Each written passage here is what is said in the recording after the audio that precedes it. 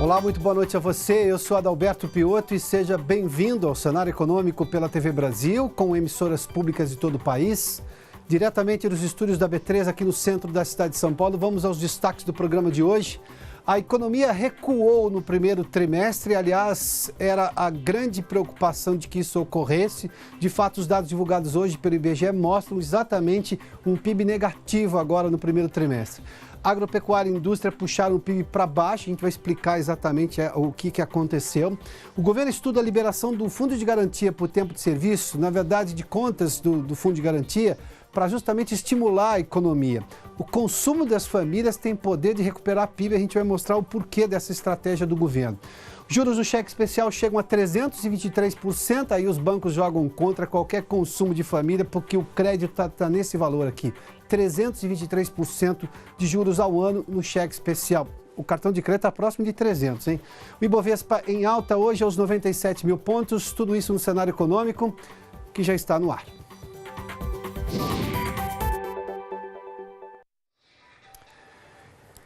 Você pode acompanhar o cenário econômico também ao vivo pela página da TV Brasil no Facebook e depois, obviamente, rever o programa. O cenário econômico na página da TV Brasil no Facebook. Pode, inclusive, fazer seus comentários ali, nos trazer sugestões também.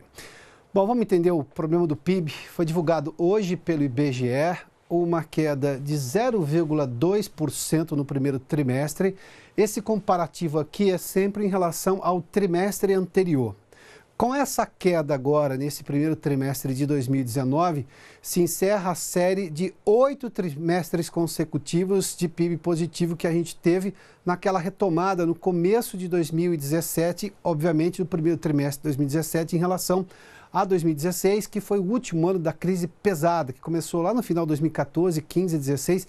Lá nós tivemos retração anual do PIB, uma recessão pesada da economia brasileira, a pior crise da economia brasileira, que ainda, por enquanto, traz problemas sérios para o país. A gente vê, inclusive, que essa queda de 0,2%, ela chama atenção não apenas pelo fato de que está rompendo essa série positiva de um crescimento lento da economia, uma recuperação lenta da economia, mas também porque foi um primeiro trimestre que houve todo o começo do governo, a apresentação da reforma da Previdência, discussões de governo e Congresso e, claro, uma indecisão em relação ao resultado da reforma da Previdência.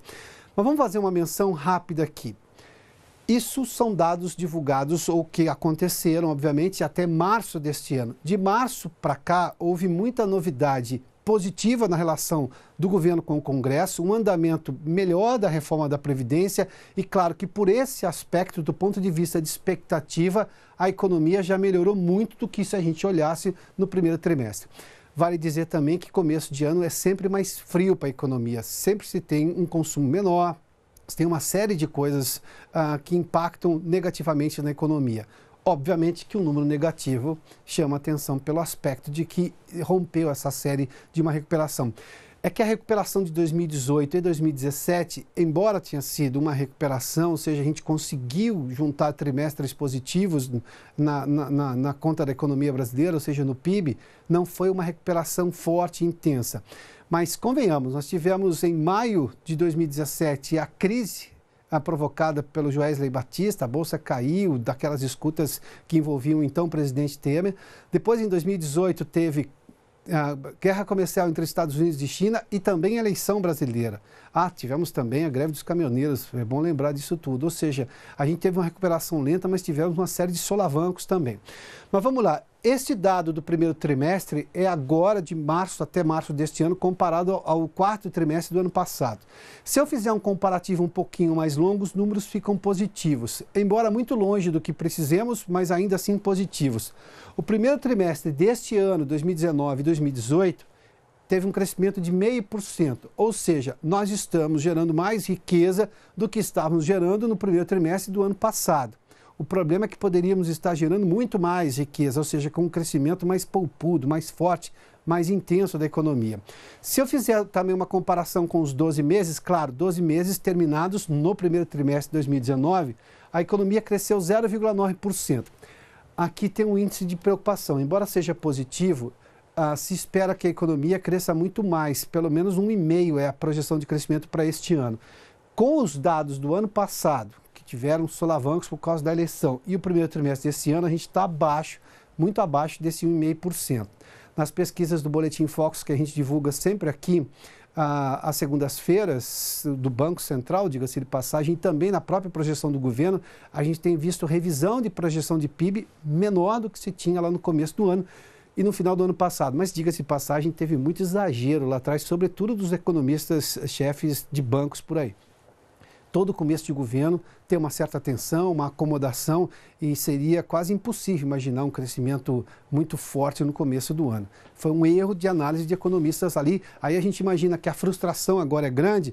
Na verdade, é uma frustração grande baseada numa estimativa exagerada que se fez lá, quase irresponsável em alguns momentos, sobretudo os economistas dos bancos. Mas agora está se acertando do ponto de vista de ligar o botão da realidade da economia brasileira. O PIB, o valor do PIB é 1,714 bilhões. Vamos entender aqui um pouquinho. O PIB por setores, por exemplo, se eu fizer uma comparação desse primeiro trimestre com o trimestre do ano passado, a agropecuária caiu 0,5%. Você se lembra que na recuperação lá em 2017, quem puxou a economia para cima foi justamente o setor agropecuário. Mas dessa vez caiu 0,5%, a indústria caiu 0,7%. Só a indústria da construção caiu 2%. A gente falou disso ontem aqui, que a construção ainda sofre um dos seus piores momentos. O setor de serviços teve uma leve alta, de 0,2%. Agora vamos entender um dado aqui que é bem interessante. O PIB é esse o valor, 1,714 bilhões. Só o consumo das famílias responde por 1,111 bilhões. Consumo do governo 329, que está abaixo do que poderia se esperar. O governo tem problemas fiscais, a gente fala disso tudo em relação à reforma da Previdência. A formação bruta de capital fixo, ou seja, investimento de empresas comprando novos galpões, investimento em máquinas, foi de 265 bilhões. Mas esse consumo das famílias chama atenção porque ele é a maior parte justamente do PIB.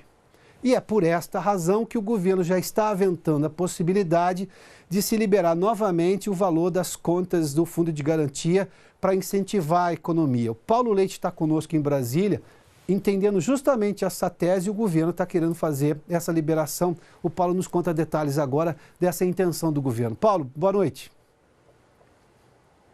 Oi, Piotr, boa noite para você, boa noite para todo mundo. O ministro Paulo Guedes conversou com os jornalistas na saída do Ministério da Economia e disse que tem duas liberações de dinheiro previstas com o objetivo de aquecer a economia. A primeira é a das contas ativas do FGTS e a segunda é a do PIS/PASEF.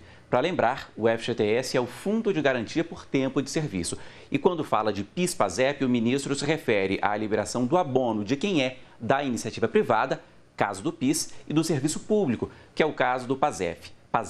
Durante o governo do ex-presidente Michel Temer, eu lembro que o saldo das contas inativas do FGTS foi liberado. A ideia agora é liberar as contas ativas. Agora, essas duas ações só vão ser tiradas do papel, nas palavras do ministro Paulo Guedes, abre aspas, assim que as reformas saírem, fecha aspas, a da Previdência e a tributária principalmente. E por quê? Porque sem essas mudanças, ainda segundo o ministro, o Brasil teria um voo de galinha, ou seja, a economia melhoraria 3 ou 4 meses e voltaria a afundar depois disso. Bom, falando em reformas, a reforma da Previdência encerrou a fase de audiências públicas e o prazo para apresentar as emendas termina daqui a pouco, 19h. Com isso, falta elaborar o relatório e votar esse relatório. Quem é a favor da reforma quer votar o texto na comissão especial, onde a proposta está hoje, e no plenário da Câmara, agora em junho. Quem é contra quer deixar para o segundo semestre. É uma queda de braço, Piotr. E esse mês de junho, que começa já depois de amanhã, vai ser decisivo. É com você.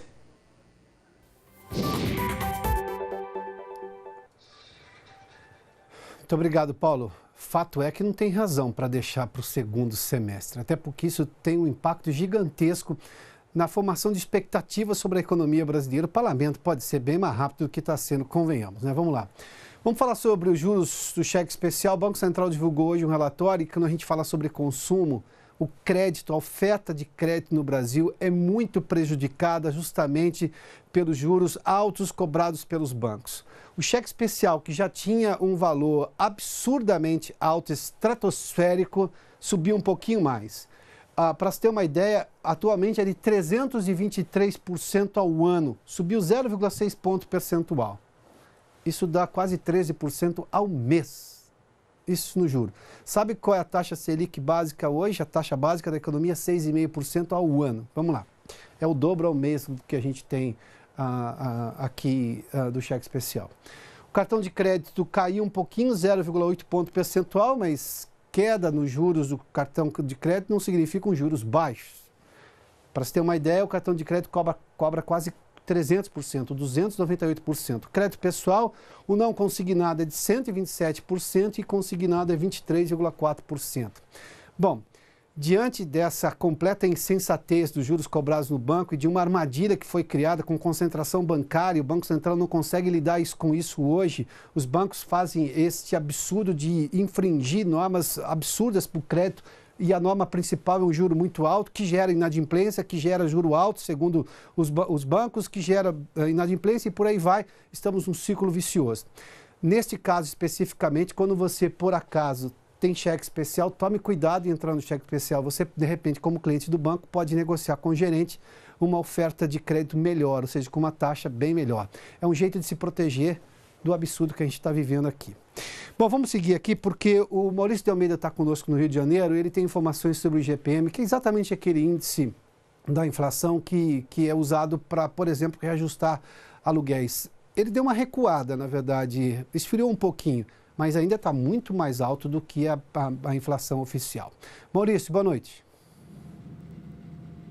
Olá, Piotr, boa noite. Pois é, agora em maio o IGPM, que é a chamada inflação do aluguel, já que esse índice é utilizado para calcular praticamente todos os reajustes dos contratos de locação de imóveis aqui no Brasil. Como você falou, ele deu uma leve esfriada agora em maio. Ele ficou em 0,45%. Praticamente a metade do que tinha sido registrado no mês de abril, quando o IGPM ficou em 0,92%. Esse índice é calculado pela Fundação Getúlio Vargas, que utiliza uma média de outros 3 índices que acompanham a inflação brasileira. Segundo a Fundação Getúlio Vargas, a queda em maio aconteceu principalmente por conta da queda dos preços no setor de construção civil e também no comércio. Agora, quando pegamos o IGPM nos primeiros 5 meses desse ano, ele registra uma alta de 3,56%, ou seja, uma alta bem elevada. Quando olhamos, então, nos últimos 12 meses, a inflação do aluguel fica em 7,64%. Muito acima do IPCA, que é o índice oficial de inflação aqui do Brasil, que é calculado pelo IBGE. O IBGE ainda não tem o resultado do IPCA de maio, esse resultado só vai ser divulgado em junho. Mas pegando os últimos 12 meses, fechando em abril, o IPCA está em 4,94%, ou seja, bem abaixo do IGPM, que fechou em maio com o índice de 7,64%. E certamente, quando chegar agora o índice de maio do IPCA, ele não deve subir muito, a expectativa até que ele fique abaixo do que foi registrado em abril, chegando perto da meta de inflação do Banco Central, que é de 4,25%. Ou seja, ainda tem espaço para essa inflação do aluguel cair. Piotr.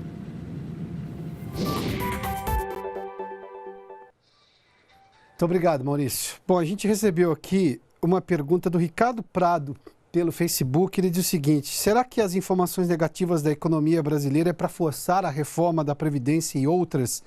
Ricardo, não, porque os dados econômicos têm vida própria. A economia brasileira não cresceu, na verdade recuou no primeiro trimestre, justamente diante de toda a expectativa, às vezes negativa, positiva ou muito mais negativa, ou falta de expectativa em relação ao futuro, o andamento da reforma, e aí as pessoas não investem, as pessoas gastam menos, ficam poupando dinheiro, embora tenham o desejo de comprar, e aí, claro, você não tem circulação de recursos, você não tem aplicação para novos investimentos por parte das empresas. Isso tudo está refletido no PIB.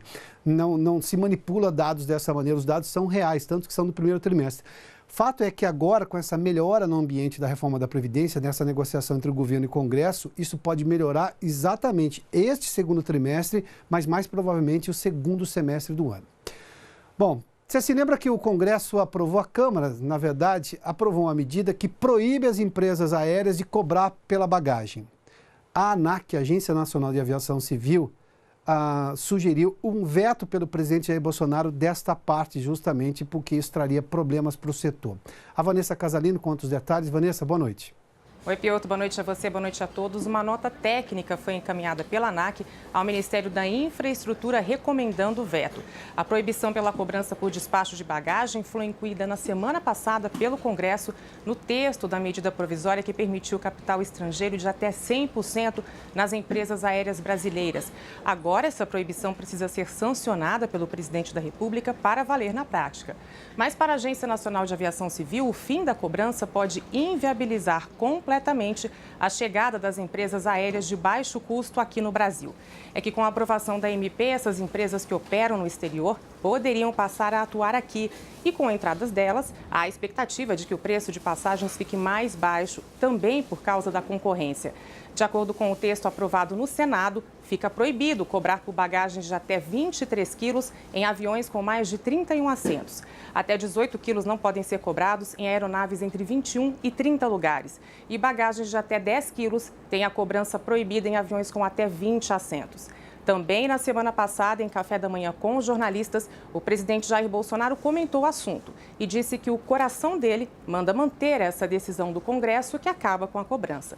Mas o presidente disse também que a decisão dele só vai sair, abre aspas, aos 48 do segundo tempo, fecha aspas. Piotr.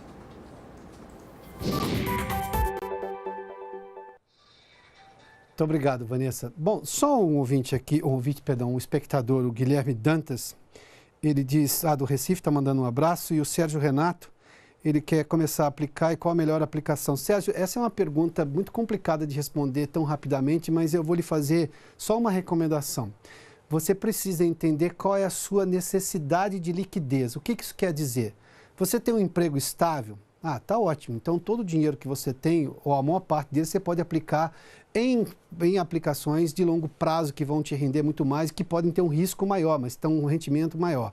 Se você tem riscos de perder o emprego, ou seja, que você vai precisar do dinheiro ali, aí esse dinheiro precisa ficar numa aplicação mais conservadora, que dá um rendimento menor, mas você pode tirar a hora que quiser. Poupança, mesmo títulos do Tesouro, dependendo da situação. Percebe? É essa a primeira pergunta que você precisa responder para si próprio. Bom, vamos dar uma olhadinha no mercado financeiro aqui. O dólar fechou numa leve alta de 0,07, praticamente estável a 3,97. A máxima foi de 3,98, ou seja, ficou muito próximo ali. O Ibovespa com alta de 0,92 a 97.457 pontos.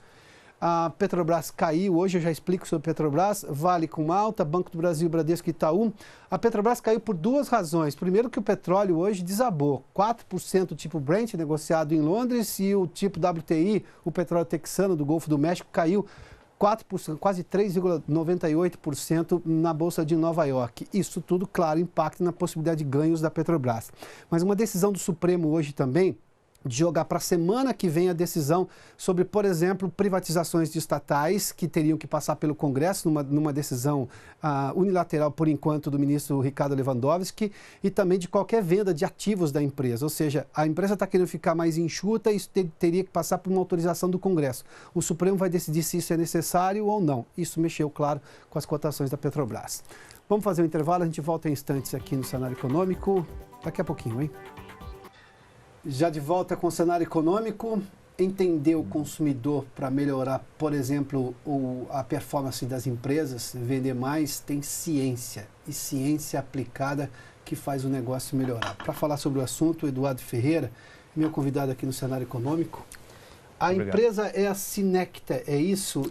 E é o que é? É ciência aplicada para ajudar as empresas a entenderem melhor o seu consumidor antes de colocar os produtos no mercado? Exatamente, Piotr. Obrigado, boa noite. A Sinecta é uma empresa que tem uma plataforma de inteligência dos dados e a gente entende o comportamento das pessoas e ajuda os nossos clientes, que são grandes empresas, a interagir de forma mais personalizada com seus clientes. Ou seja, mas isso agora entra o quê? Um algoritmo começa a calcular melhor as coisas para dar uma resposta um pouco mais objetiva e direta? Exatamente. As tecnologias hoje mudam muito a forma com que as pessoas interagem, tanto com serviços ou formas com que contratam serviços, produtos e etc. A inteligência de dados ela vem justamente para você entender o comportamento dessas pessoas e ter uma comunicação mais direta de acordo com o contexto e a rotina de cada cliente. Com isso, você consegue direcionar promoções, ou você consegue aumentar a segurança das transações feitas por meios digitais quando você conhece bem o comportamento de cada usuário. Eduardo, a necessidade disso eu tenho para mim que aumentou, porque o consumidor dos anos 80 eu tinha quase que uma base por classe social num comportamento muito semelhante. Hoje parece que todo mundo tem ideia própria e coloca isso na sua decisão, ou não? Ou ainda tem, digamos, comportamentos muito semelhantes dependendo da classe social? O comportamento do ser humano ele é de alguma forma previsível, mas você está certíssimo. Hoje em dia, até mesmo por essas novas tecnologias, observe a forma como que você pediu seu almoço ou que você chamou seu táxi. Isso mudou muito nos últimos anos, né? Tem uma pesquisa que ano passado, as transações financeiras pelo celular cresceram 119%. Isso quer dizer que a população ela está perdendo o medo de interagir com a tecnologia, com os meios móveis e etc. Eu confesso que eu demorei muito a comprar pela internet. Né? Sim, eu não verdade. Não fui um dos primeiros, não. Mas é uma tendência agora. E as pessoas estão cada vez mais... Exato. Meu banco é digital para começar, então é impossível comprar de outro jeito. Exatamente. E aí que entra a importância de você ter ciência de dados, porque entendendo o comportamento das pessoas, como elas interagem com esses meios digitais, você consegue extrair informações super valiosas para tomar decisões estratégicas da sua empresa. Bom, tomar decisões, obviamente, em relação ao consumidor, isso exige, claro, ciência aplicada, mas vamos falar de um outro assunto. Tem uma pesquisa que está falando que a experiência é vital, inclusive em novos negócios, quando a gente fala, por exemplo, de startups, que isso está muito relacionado a gente muito jovem, mas a pesquisa está falando que maturidade faz bem ao negócio, é isso? Exatamente, eu acredito muito nisso. Essa pesquisa comprova que as startups com o maior sucesso, ela tem uma média de aproximadamente 40 anos dos seus fundadores. E eu atribuo isso não somente à idade, mas principalmente à maturidade desses empreendedores, de já terem uma experiência passada do outro lado do balcão, como eu gosto de brincar, para entender as reais necessidades e as dores reais que o seu futuro cliente vai ter e desenvolver soluções inovadoras, mas que vão de fato resolver esses problemas. Então eu atribuo isso à maturidade dos empreendedores para desenvolverem tecnologias mais adequadas ao mercado. Não raro quando eu falo de startups aqui, a gente fala bastante, até porque é fantástico esse universo de startups. Eu costumo dizer que elas chegaram para resolver problemas que já existiam de uma maneira inovadora. Exato. Mas para agir no mesmo meio ambiente, ou seja, daí a experiência de entender, por exemplo, o caso brasileiro especificamente, de entender a tributação, de entender as idas e vindas da economia, não se assustar no primeiro momento de um solavanco, isso é só a experiência que te dá. Exatamente, e empreender é isso, né? É conviver com todas essas questões, enfim, de uma empresa que está sujeita a um cenário de grande incerteza. Quando você fala de inovação, é um cenário de grande incerteza, e que você cria soluções para resolver problemas reais de forma escalável e que você consiga crescer sua empresa depois. Mas o sujeito de 40 e poucos anos, ele obviamente tem vantagens, a pesquisa está dizendo isso, mas eu tenho também vantagens naquele jovem de 20 e poucos anos ou até menos de 20 anos. O que eu consigo equilibrar exatamente? Acho que existem dois tipos de empreendedorismo. Aquele cara que tem uma grande ideia, quer mudar o mundo, e o outro empreendedor que entende as dores do mercado, que tem uma experiência com as dores do mercado e desenvolve uma solução inovadora para aquela dor que é real. A Sinecta, eu acho que se encaixa muito bem nessa segunda opção, que a gente tem soluções muito inovadoras para resolver problemas reais dos nossos clientes. E com visão de maturidade? Sem dúvida. Mas você não está acima dos 40 anos, não? Pois é. Eu tenho 35 anos, mas... Mas eu garanto a você que você chega lá. Tá? Pois é. Não precisa fazer muita mágica, não. Você chega lá. Exato. O meu sócio, por exemplo, o Ricardo, ele tem 42 anos e, por exemplo... então já obedeceu a regra. Exatamente. E o nosso head comercial, por exemplo, também tem lá seus 40 e poucos anos nós três temos muita coisa em comum, que é o seguinte: experiências como executivo no mundo corporativo antes de empreender. Então, a gente já carrega uma bagagem de experiência do mundo corporativo. Então, isso indica e isso direciona muito a forma com que a gente desenvolve a nossa tecnologia. Eduardo, obrigado pela gentileza da entrevista. Eu que agradeço. Boa sorte. Muito obrigado. E eu te garanto, tá? Os 40 anos chegam, você não precisa fazer muita coisa, ele vem naturalmente com o tempo assim. Tá muito obrigado. Boa sorte a você, viu? Obrigado. Bom, o Cenário Econômico termina aqui. Obrigado pela sua companhia, pela audiência. Bom, só fazendo menção uma vez mais que você pode rever esse programa na página da TV Brasil no Facebook. O Cenário Econômico está no Facebook, foi transmitido até esse momento ao vivo e você pode rever a partir de agora na página da TV Brasil lá no Facebook. Obrigado pela sua companhia, pela audiência. Boa noite a você. Até mais.